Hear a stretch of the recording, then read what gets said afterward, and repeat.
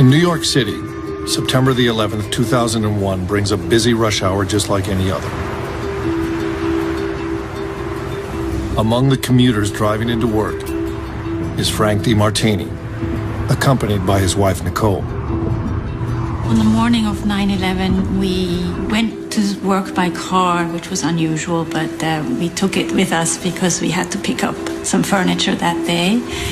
So we dropped off our kids at school and drove into work. I think I even had an argument with Frank about traffic because he was such a crazy driver.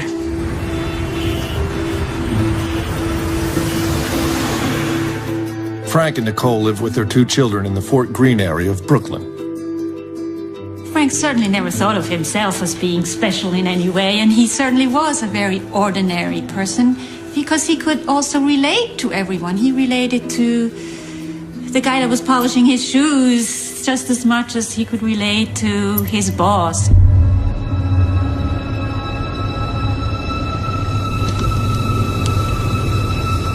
Frank works on the 88th floor of the World Trade Center's North Tower. This is great. As construction manager for the Port Authority, it's his job to help keep over 13 million square feet of office complex running smoothly. I decided to go up to his office and have a cup of coffee with him before work and say hello to his staff. So we just were in his office, basically, and had a cup of coffee, discussed typical everyday life kind of things. And that's when the plane struck just above us.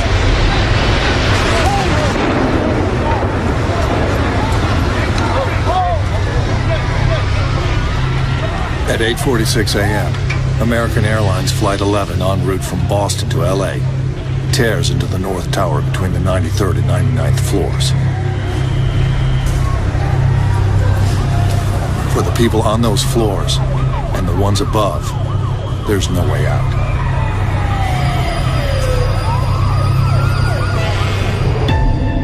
But for the people on the 5 floors below the impact site, life hangs in the balance. They are in the critical zone, perilously close to the inferno, and furthest from the ground.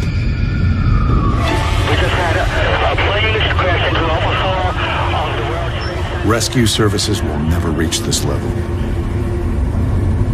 Whether the people on these floors live or die will depend entirely on their own actions. The North Tower will fall in 102 minutes.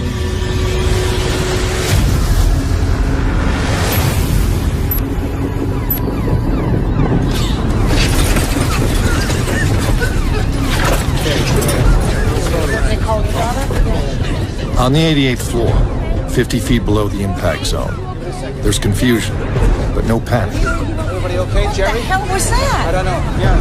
Everybody okay? Frank and his 30 co-workers have no idea that the building has been hit by a passenger plane hijacked by terrorists. Yeah. Everybody stick together. We all thought that maybe there was an explosion right above us. We didn't really know what had happened. There was no way for me to really think about a plane hitting the building. Things like that don't happen on a clear, sunny day. Everybody's okay and nobody's hurt. Yeah? The atmosphere is tense.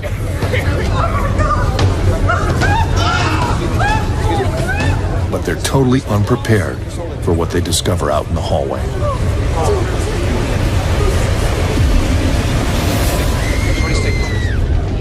Standing alone by an elevator is a badly burned woman. She is Elaine Duke, a 49-year-old administrative assistant with the Port Authority. When the plane struck, it sent a wall of fire ripping down the elevator shafts, engulfing the entire area where Elaine was standing. Her hair was still smoking, and she was just walking as if she was a zombie. Her clothes was completely blown off, and her glasses were blown off, so I was just totally in shock. She just looked like a totally different person. It's then that a shocking realization hits home. Something very serious is happening. It wasn't until I looked at her arms and the skin was just peeling right off of it that I realized what had happened. 1 minute.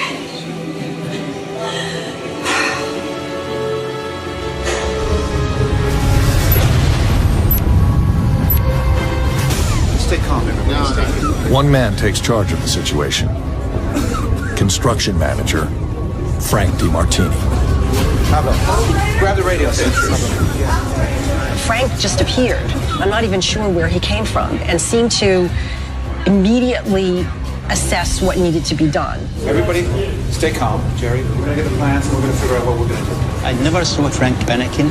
He was very, very alert. He knew exactly what he was doing. Start moving people down. Out of This was very typical of Frank. He always took charge as soon as something happened. Okay, have you tried C? Frank sort of eased everybody's fears. I think everyone had total trust in whatever he was telling us to do, we were going to do, because we knew that he would get us out safely. We just knew it. Okay, I want everybody to move into this office now. Frank gathers everyone together in one large office and tells them to wait. Okay, everybody, just remain calm. We all got together in Alan Moose's office. He was the director at the time of the World Trade Department. And we were corralling ourselves to, make sure everybody was okay and put our thoughts together, because I don't think anybody really thought straight in those first couple of moments. We're on the 88th floor. Yeah, we're kind of trying. Frank uses the Port Authority's two-way radio system to alert his colleagues on the ground. 7-7. We got somebody here who needs medical attention immediately. But the airways are clogged and in chaos. What's your location? The 88th floor. Frank is attempting to manage the situation, but he still doesn't realize how much trouble they're in. The impact from the airplane has sent a massive shockwave through the building's core, destroying 2 of the 3 emergency stairwells, stairwell A and B. And on the 88th floor, the hallway leading to the 3rd exit, stairwell C, is blocked with debris. We need to get a floor plan and see. Frank, his wife Nicole, and his co-workers are trapped on the 88th floor.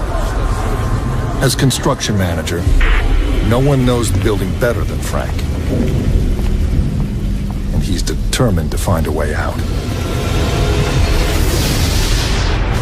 But the people on the 88th floor are not alone. On the floors above, many more are also trapped, just below the raging inferno. Over the next 90 minutes, the lives of all these people will become intertwined forever.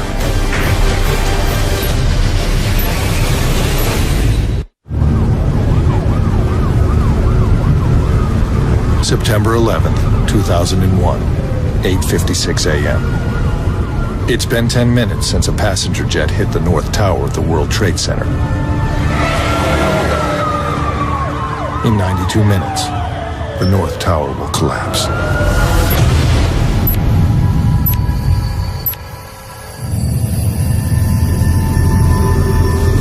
On the 88th floor, just 5 floors below the impact zone,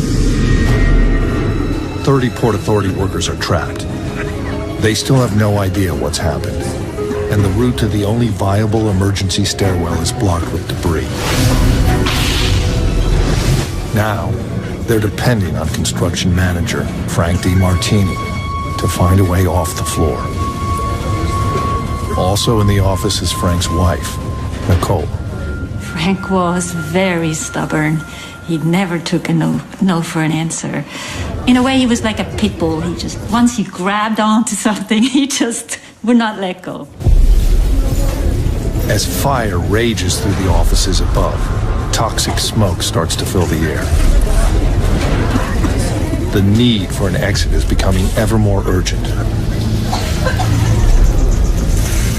One of Frank's most trusted lieutenants, Building Inspector Pablo Ortiz, is the first to take action. Pablo certainly helped everybody by making sure all the doors were closed and making sure that the smoke was not coming into our space. And I know for a fact, because I saw Pablo doing it, he went through the floor to make sure that nobody was by themselves. Pablo's quick thinking is no surprise to Maureen, his ex-wife and mother of his 2 children. Pablo was the perfectionist when it came to his work. He knew every doorway. He knew every elevator. When it came to work, he was right there. He was on top of it.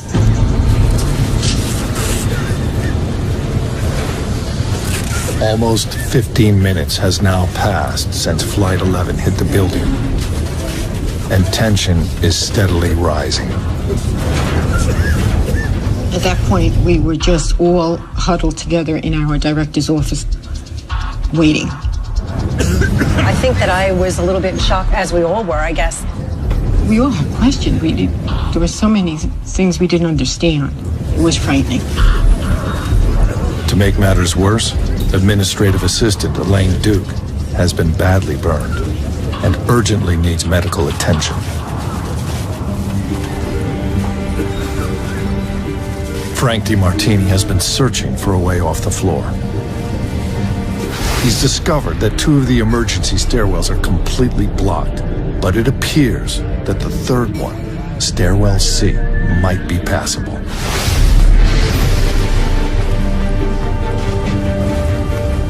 Frank returns to the office with the news. Okay, everybody, I found a way out. I want you all to come out here, take this corridor down towards stairwell C, okay? When Frank came back, he told us they found a way. We would have to climb over some debris, and we would have to just follow him. Nice and slow, no panic. If he wasn't there, I think all of us would have just stayed in that office and just hoping that we would get some kind of a rescue. Without his taking control and organizing our leaving the 88th floor, I don't think that many of us would have survived.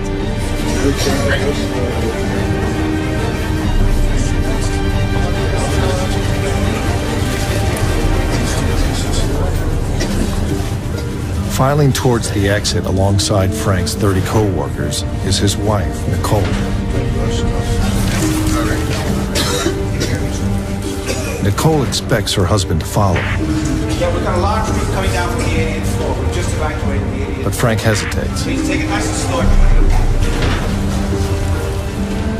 His character was such that he had a way of hyper-focusing on something, so he really probably didn't even know what was going on so much around him. He knew he had to save this person's life, let's say, and that's it.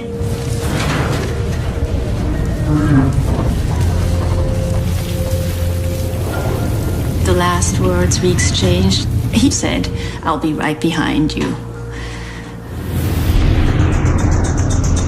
But Frank doesn't follow. Instead, he decides to search the rest of the 88th floor to make sure that everyone has made it out. Building Inspector Pablo Ortiz volunteers to join him.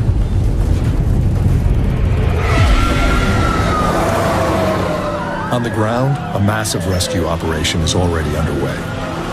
The fire department has deployed 200 units, around half its entire force. But firefighters are facing an epic climb to reach those in trouble. Everything you got to the World Trade Center now. If the people on the upper floors have any chance of surviving, help will have to come from within. And things are about to get a lot more desperate. My heart went way up into my throat, and I knew right there we had a problem. –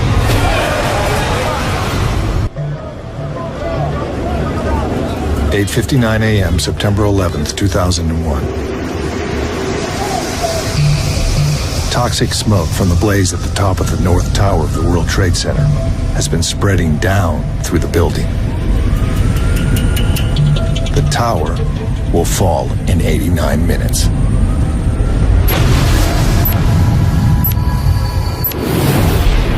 Anybody in here?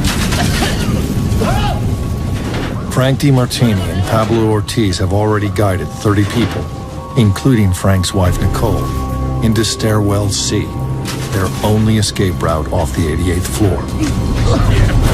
I remember he told us where to go, what stairway we should take, and we all followed each other and basically made our way down. Right down the hall here. Anybody in here? But instead of joining their colleagues, Frank and Pablo stay behind to make sure that everyone has made it safely off the floor. The job takes time. Each floor is a maze of offices spread over 40,000 square feet. Anybody in here? After a thorough search, they determine that the floor is clear. But unknown to Frank and Pablo, just a few feet above them, on the 89th floor, dozens of people have yet to be evacuated. Among them is tax lawyer Rick Bryan. The fire alarms were blaring intensely. 10 of us then debated whether or not to leave where we were, to leave our offices and make our way out of the World Trade Center, or wait for some official announcement. And I was of the opinion, well, let's just stay put and wait for someone to tell us what to do. In World Trade Center fire drills, workers were taught that when a fire alarm sounded, they should remain in their offices and wait for further instructions over the building's PA system, unless there's a fire in the immediate vicinity. What Rick and his colleagues don't know is that the airplane's impact took out the PA system. The smoke in our space started to build to an extent where it became apparent now that we could no longer wait for someone to tell us to get out. We actually had to leave. They decide to take matters into their own hands and head to the emergency exit into stairwell C. I was leading the crew out, and they're all following me, and I have a feeling, hi-ho, down the stairs we go.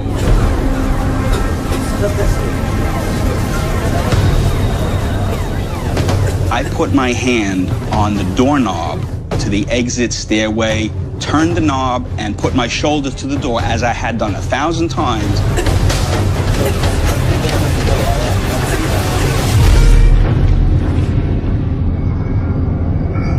And that door would not open. My heart went way up into my throat, and I knew right there we had a problem. When the plane struck, the impact was so violent that it actually twisted the building, jamming the door to stairwell C on the 89th floor.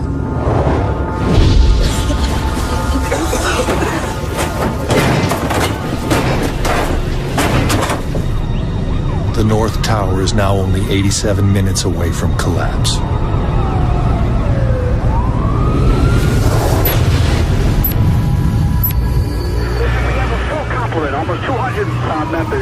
But Rick and his colleagues are not the only people trapped on the 89th floor. On the other side of the North Tower, the side where the plane struck, another group of workers is in serious trouble. Thomas Haddad worked on the 89th floor as a graphic designer. If you could imagine, as quickly as turning a light on, the entire office basically collapsed.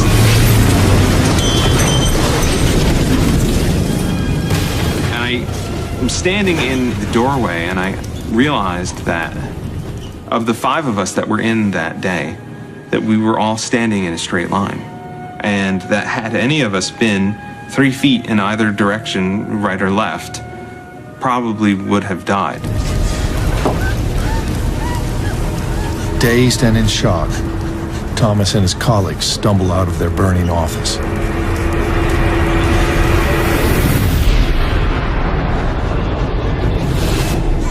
The Meanwhile, Frank DiMartini and Pablo Ortiz, having cleared the 88th floor, are about to join their colleagues and Frank's wife Nicole for the long journey down to the ground level. I was hoping that he was behind me. I did not really know for sure that he was behind me, but I was certainly hoping. But then something grabs his attention. Someone is banging on a stairwell door,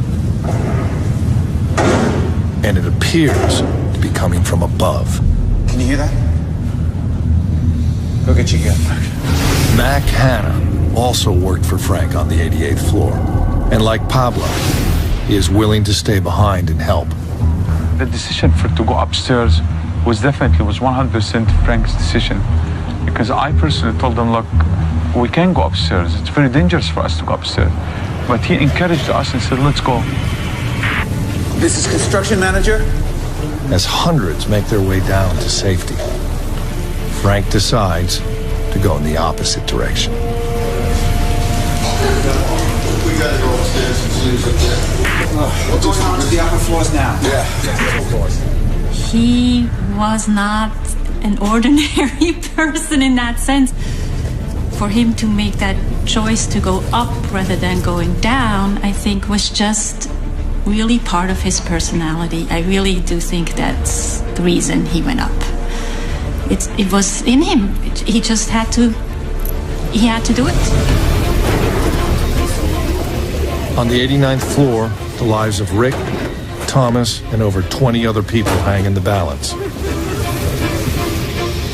Smoke will soon overwhelm them. Only minutes remain till the North Tower will fall. Time is running out. The tone that she had struck me as, we're not going to speak again, and you're going to die.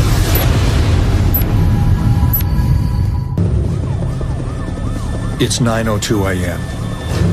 16 minutes since Flight 11 smashed into the North Tower of the World Trade Center. It will collapse in just 86 minutes.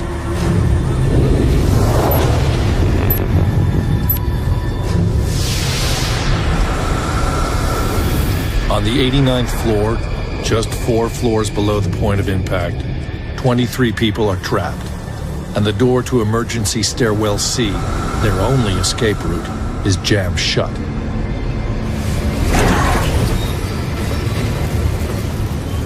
Rick Bryan and his colleagues have fled their smoke-filled workspace and gathered in the offices of law firm Drinker, Biddle, and Reith, where the air is clearer. All they can do now is sit tight and await rescue. Without TV or radio, they have no idea how serious the damage to the North Tower is. But the phones are still working. The phones at the law firm were ringing off the hook. The receptionist was not at her station, and so I just sat down at her station and began answering the telephone. Bill and Reith, may I help you? It was almost comical. I can recall thinking how semi-insane this scene was as the building is burning down. Bill and Reith, may I help you? And one of the calls happened to be from a woman who identified herself as one of the partners in this law firm of Drinker, Biddle, and Reith. We had a conversation, and apparently she was aware of what was going on. And our parting words were along the lines of, okay, well, do the best you can. And we ended the conversation. Okay. Thank you. But the tone that she had concerned me quite a bit, because it was a tone which struck me as, we're not going to speak again, and you're going to die.